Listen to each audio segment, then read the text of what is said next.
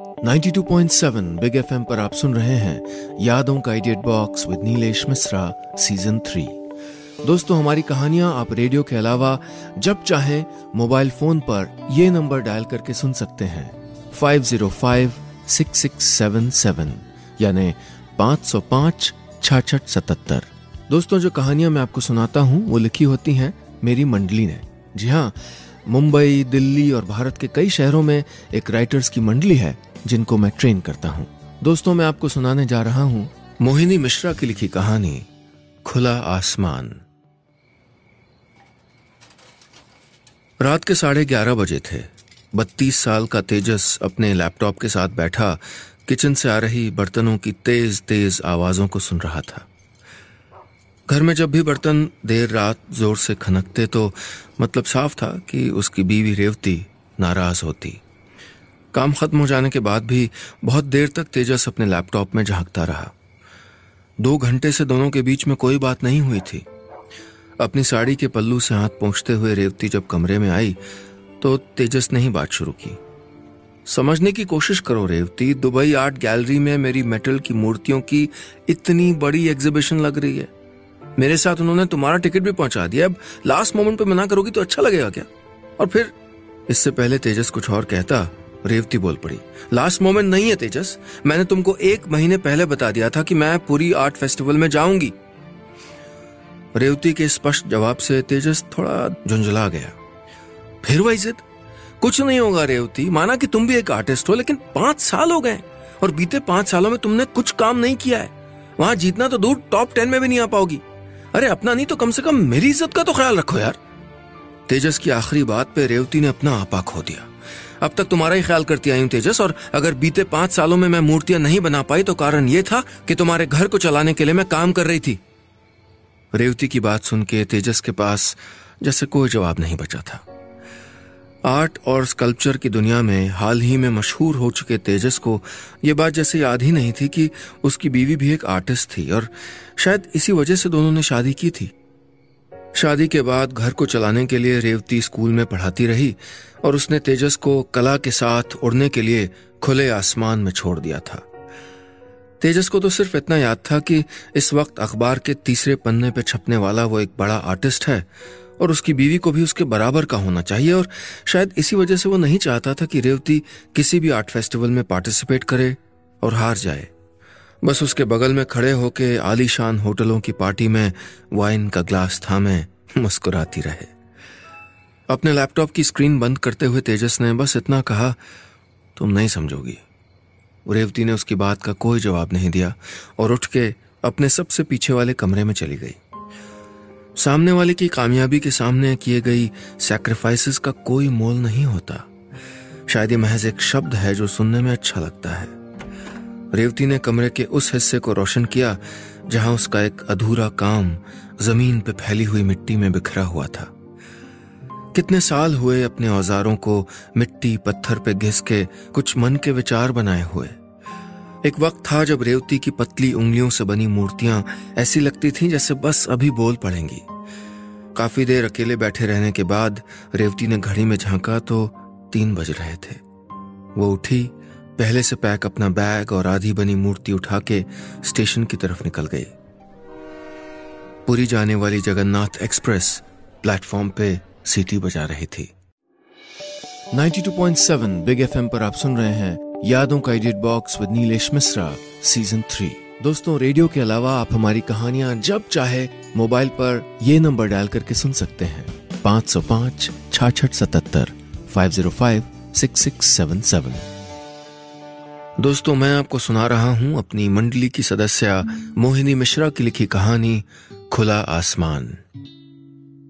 इस कहानी में अब तक आपने सुना, रेवती एक आर्ट फेस्टिवल में भाग लेने के लिए पुरी जाना चाहती है, लेकिन उसके पति तेजस को इस बात से ऐतराज होता है। वो रेवती को रोकने की हर मुमकिन कोशिश करता है, लेकिन रेवती नहीं मानती और पुरी चली जाती है। अब आगे। ट्रेन को पुरी पहुंचने में कुछ वक्त बाकी था। धीरे धीरे खिड़की के बाहर अंधेरे में लाल पीली रोशनी मिलती रही और खेतों में धान की रोपाई करती औरतें दिखने लगीं। हरे हरे खेत पीछे छूटते रहे और रोशनी तेज और तेज होती चली गई। दूर दूर फैले इन खेतों को देख के रेवती की आंखों के सामने जैसे यादों से भरा एक पूरा गट्ठर खुल गया। वो भी तो इसी तरह अपने छोटे से कस्बे से इन खेतों को छोड़ के शहर आई थी पढ़ने के लिए। आर्ट्स कॉलेज में एडमिशन काउंसलिंग का वो दिन जब रेवती के ओरिजिनल डॉक्यूमेंट्स काउंसलिंग हॉल में गुम हो गए थे। उनके बिना एडमिशन हो पाना मुश्किल था। उस वक्त तेजस ने अनजान होते हुए भी रुआसी शक्ल वाली रेवती को देख के यूं ही पूछ लिया था, क्या हुआ, कोई परेशानी है आपको? और रेवती के बताने पे बिना कुछ सोचे लाइन से निकल के हॉल का चप्पा चप्पा छाना था और आखिरकार उसे एक मस्खरे लड़के से भिड़ गया था जिसने रेवती के डॉक्यूमेंट्स छिपा लिए थे। बस उस दिन से रेवती की आंखें हर वक्त तेजस को कॉलेज में ढूंढती रहती। तेजस का हाल भी कुछ ऐसा ही था। साथ साथ कैंटीन जाना, शिल्पकारी की प्रदर्शनी घूमना और देर से ही हॉस्टल जाना। 4 साल कैसे गुजर गए पता ही नहीं चला। सीधे स्वभाव वाली रेवती खामोशी से हर साल टॉप करती तो तेजस कहता, तुम क्या हो, कैसे कर लेती हो चुपचाप सब। शायद रेवती को पता था कि खामोशी की ज़बान सबसे बेहतर होती है, इसीलिए उसने कभी तेजस को बताया नहीं था कि उसके दिल में क्या है। एक दिन जब आखिरी इम्तिहान के बाद तेजस रेवती को स्टेशन छोड़ने आया था तो ठीक ट्रेन छूटने के पहले उसने कहा था, रेवती तुम हाँ करो तो तुम्हारे घर वालों से बात करूं। कहते हुए बेबाक तेजस की आंखें झुक गई थीं। इस तरह शर्माते हुए पहली बार रेवती ने उसको देखा था। रेवती ने मुस्कुरा के जैसे उसको हाँ कह दिया था। कैसे भाग के हल्की दौड़ती ट्रेन की खिड़की से एक चिप्स और एक मूंगफली का 5 रुपए वाला पैकेट तेजस ने रेवती को दिया था। यही कुछ लम्हे थे जो रेवती को याद दिलाते थे कि तेजस कभी उसकी परवाह करता था। अभी भी रेवती उन लम्हों में खोई हुई थी कि ट्रेन एक झटके से रुक गई। रेवती ने झांक के देखा, स्टेशन तो नहीं आया था, शायद किसी ट्रेन को पासिंग देने के लिए रुकी हो। कमबख्त बेजान ट्रेन भी एक दूसरे के लिए थोड़ा रास्ता बचा के रखती हैं, रेवती ने सोचा। पासिंग के बाद ट्रेन फिर सरकने लगी। चाय चाय के शोर ने पहले ही बता दिया था कि प्लेटफॉर्म आने वाला था। रेवती ने अपनी एड्रेस बुक निकालने के लिए बैग में हाथ डाला तो साथ में एक चिट्ठी निकल आई। ये वही चिट्ठी थी जिसको तेजस ने महीना भर पहले उसको देते हुए पूछा था, तुमने कोई स्कल्पचर की फोटो भेजी थी पूरी आर्ट समिट के लिए? हाँ, हमारे कॉलेज के दोस्त प्रियांशु और अंजलि ने इस बार मुझसे जिद की थी कि मैं भी समिट में पार्टिसिपेट करूं, इसलिए भेज दिया था, रेवती ने तेजस से कहा था। तुम प्रियांशु और अंजलि से कब से सलाह लेने लगी? तेजस की बात में उपहास था। मैंने सिर्फ तस्वीर भेजी थी, मुझे नहीं पता था कि उनको पसंद आ जाएगी। कौन सी, वो इनसाइड अ वुमन? हाँ, रेवती ने धीरे से कहा। देख लो, वैसे मुझे वो कोई खास नहीं लगी, खाम मजाक बनेगा। तेजस की यही एक बात उसको बार बार चुभ रही थी। वो ऐसा कहेगा रेवती यकीन नहीं कर पा रही थी। जो इंसान कभी उसकी गांधार शिल्पकारी की तारीफ करता था, आज वही उसको शिल्पकार मानने को ही तैयार नहीं था। 92.7 बिग एफएम पर आप सुन रहे हैं यादों का edit box with Nilesh Mishra season 3। दोस्तों, रेडियो के अलावा आप हमारी कहानियां जब चाहे मोबाइल पर ये नंबर डायल करके सुन सकते हैं, 505-6677 505-6677। दोस्तों, मैं आपको सुना रहा हूं अपनी मंडली की सदस्य मोहिनी मिश्रा की लिखी कहानी खुला आसमान। इस कहानी में अब तक आपने सुना, रेवती ट्रेन से जगन्नाथपुरी पहुंच रही है। तेजस के भेजे गए मैसेज और उसके रूखे व्यवहार से वो बुरी तरह से हताश है। ट्रेन में बैठे वो तेजस के साथ बिताई कॉलेज की पुरानी यादों में खो जाती है। उसको याद आता है कि किस तरह तेजस पहले उसकी शिल्पकारी की तारीफें किया करता था, पर अब तो वो पूरी तरह से बदल चुका था। अब आगे। पुरी स्टेशन सामने था। रात भर उधड़ते रिश्ते की चुभन और तेजस की बातों ने रेवती की हिम्मत तोड़ दी थी। आ गई हूं तो वापस तो नहीं जाऊंगी, भले ही हार जाऊं, रेवती ने अपने आप को संभालते हुए सोचा और कुली को आवाज लगाई। स्टेशन की भीड़ से निकलते ही उसने एक ऑटो रिक्शा के पास जाके कहा, Konark beach, art summit gate number 7। Station से समिट की दूरी कुछ आधे घंटे की थी। चिल्का झील के पास से गुजरते हुए रेवती के रिक्शा से जब ठंडी हवाएं टकराईं तो रेवती का मन थोड़ा हल्का हो गया। पुरी के हर एक कोने में बने पौराणिक भव्य मंदिरों की कला रेवती का ध्यान खींचती रही। रिक्शा जब कोणार्क बीच के पास पहुंचा तो झंडियों और रंगीन पोस्टरों से सारा माहौल सराबोर था। आर्ट फेस्टिवल की खुशबू दूर से ही दिखने लगी थी। उसकी नजर रेत से बने ओडिसी डांसर पे गई, जिसको कलाकारों का स्वागत करते हुए बनाया गया था।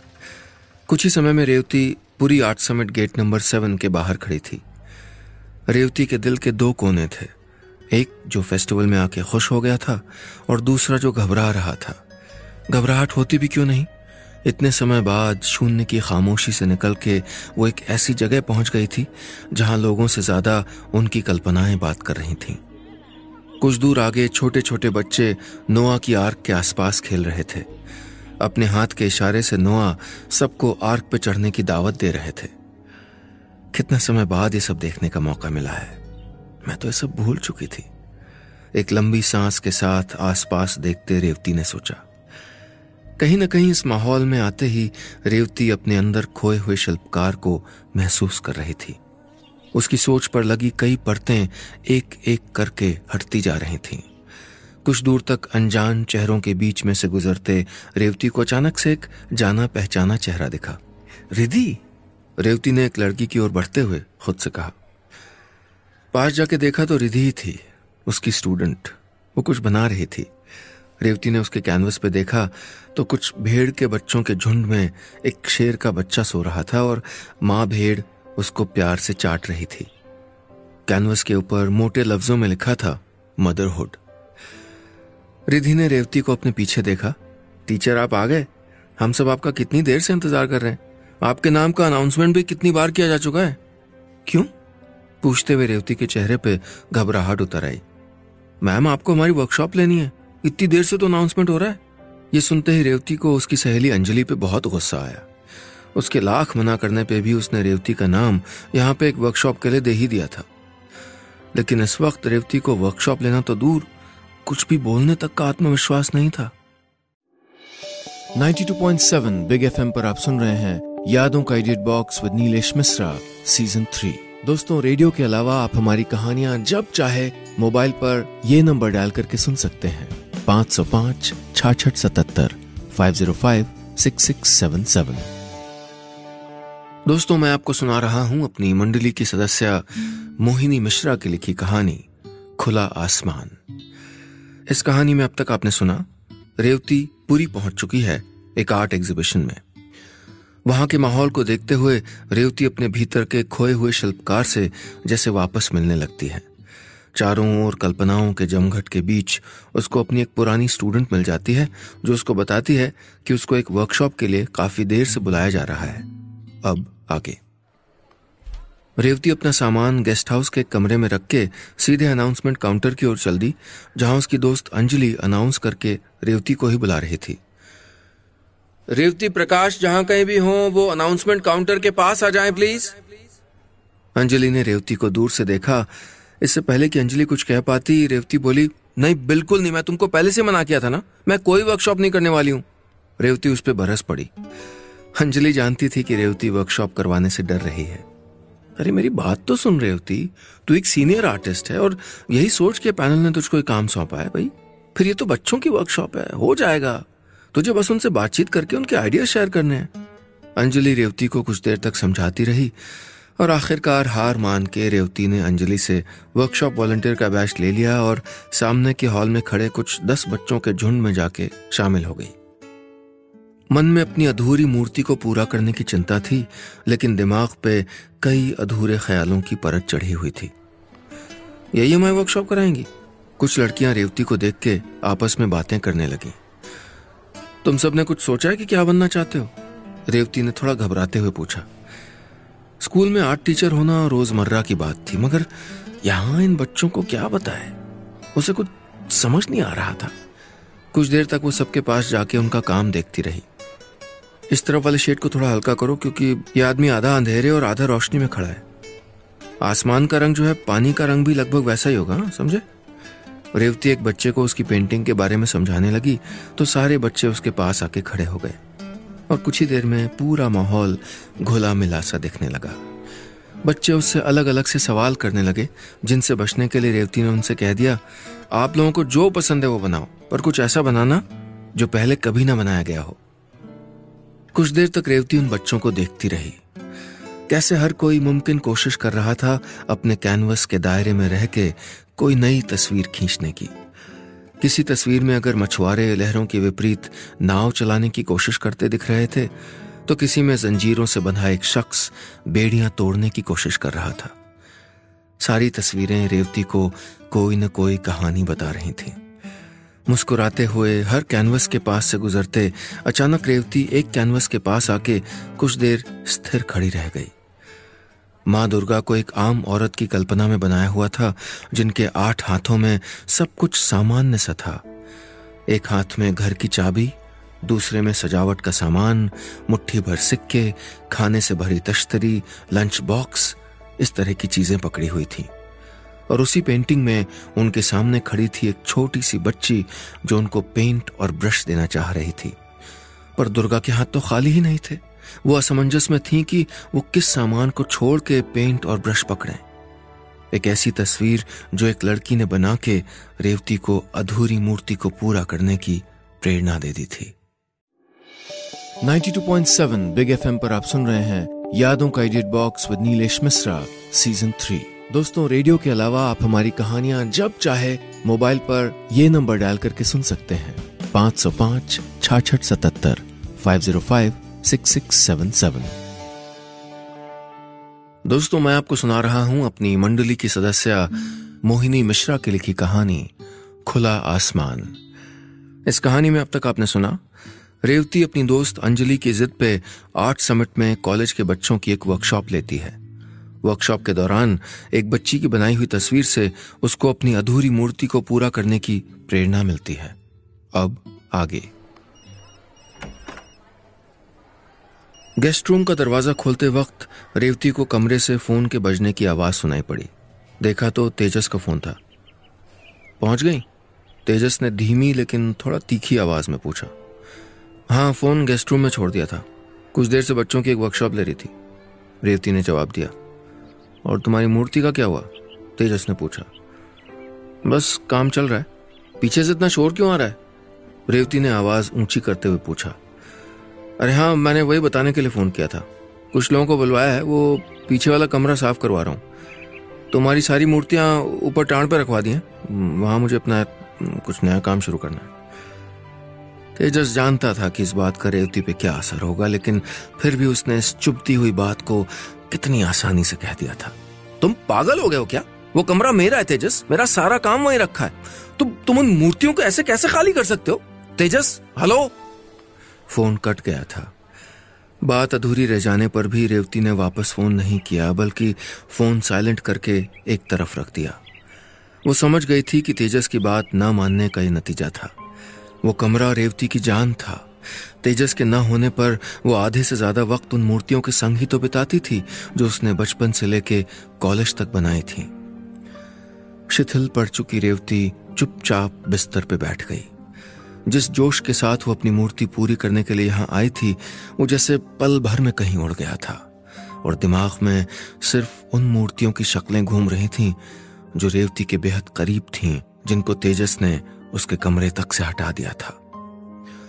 कमरे के बाएं तरफ सबसे कोने में रखी एक पैर पे नाचती वो जापानी गुड़िया, वो मूर्ति जो 15 साल की उम्र में बनाकर रेवती ने दिल्ली आर्ट फेस्टिवल में कमाल कर डाला था। सभी ने उसकी बारीकी से बनी फ्रॉक पे पड़ती हर एक लहर और चेहरे की मुस्कुराहट की कितनी तारीफ की थी। कमरे के बीचों बीच रखे शांत मुद्रा में बैठे गौतम बुद्ध, जिनको रेवती ने केवल इस जिद और गुस्से में बना डाला था कि उसके पापा ने उस तरह की मूर्ति उसको बाजार से खरीद के नहीं दी थी। इनके अलावा न जाने ऐसी कितनी मूर्तियां थीं जिनमें तेजस के साथ बिताई हुई यादें थीं। हंसते हुए एक बच्चे की शक्ल जिसका सर स्प्रिंग की तरह चारों ओर घूमता था। दिल्ली की सड़कों पे खिलौना बेचते एक बच्चे को देखा था जिसके हाथ में एक स्प्रिंग वाला खिलौना था। जैसे ही स्प्रिंग से उसकी गर्दन हिलती, बच्चा भी उसकी नकल करता।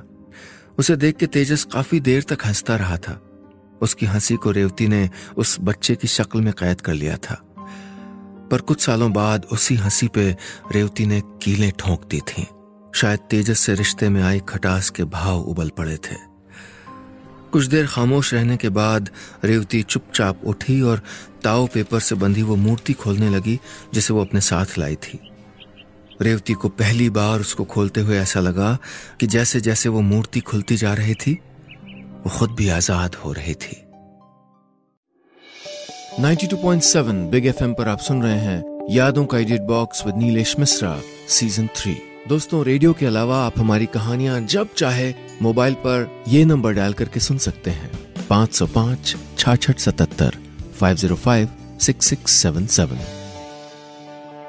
दोस्तों, मैं आपको सुना रहा हूं अपनी मंडली की सदस्य मोहिनी मिश्रा की लिखी कहानी खुला आसमान। इस कहानी में अब तक आपने सुना, रेवती वर्कशॉप में एक बच्ची की तस्वीर से प्रेरित होकर अपनी तस्वीर पूरी करने के लिए गेस्ट हाउस वापस आती है, पर वहां पहुंच के उसको तेजस का फोन आता है और वो उसे ये बताता है कि वो रेवती का पीछे वाला कमरा खाली करवा रहा है और उसकी सारी मूर्तियां वहां से हटवा रहा है। इस बात को सुन के रेवती बेहद दुखी होती है, लेकिन किसी तरह अपने आप को संभालते हुए अपनी मूर्ति को पूरी करने में लग जाती है। अब आगे। इस मूर्ति को ऐसे अधूरा देखने की काफी समय से रेवती को आदत सी पड़ गई थी। सर से पांव तक मिट्टी की साड़ी से लिपटी एक औरत, जिसकी शक्ल और शरीर के हर हिस्से को किसी ने बुरी तरह से साड़ी से बांध रखा था और मानो कई दिनों से सांस न लेने की वजह से शरीर के किसी भी हिस्से में जान नहीं बची थी। रेवती आज से पहले जब कभी इस मूर्ति के ढांचे को देखती थी तो उसे न जाने क्यों ये उसे पूरी लगती थी, मानो इसका अधूरापन ही इसको पूरा करता हो। पर आज जाके रेवती को इस औरत की घुटन, उलझन, कैद और दर्द महसूस हो रहा था।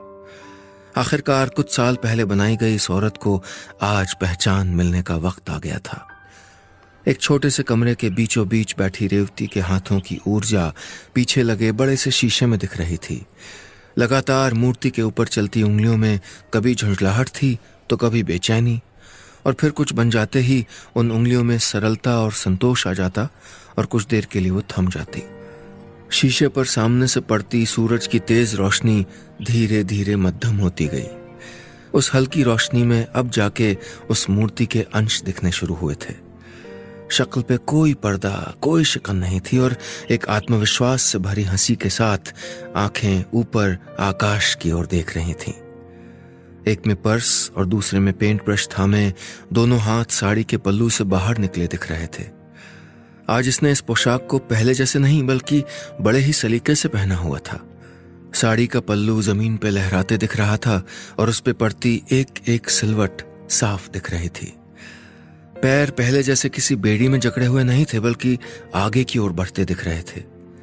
ये थी रेवती की वो आजाद औरत जो वो खुद में ढूंढ रही थी, इनसाइड अ वुमन।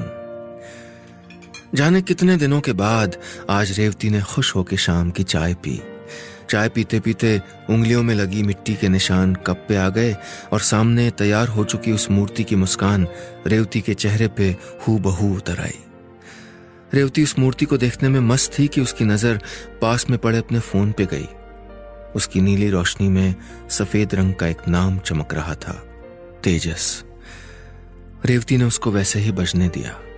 वो तो उस औरत को देखना चाहती थी जो 5 साल के लंबे घेरे को तोड़ के आजाद हो गई थी। अब इसका वापस जाना बहुत मुश्किल था। रेवती ने चाय का कप रखा और समुद्र की ओर चली गई जहां से ठंडी हवाएं आ रही थीं। रेत पे नंगे पैरों के निशान छोड़ते वो ठंडी हवाओं को सांसों के भीतर महसूस करने लगी। डूबते सूरज की लाल रोशनी ने पूरे समुद्र के खारे पानी को भी लाल कर दिया था। इस बड़े से कैनवस पर ईश्वर की चित्रकारी को रेवती तब तक देखती रही जब तक सूरज डूब न गया। आखिरकार कुछ डूब कर ही तो कुछ नया उदय होता है। बस इतनी सी थी ये कहानी।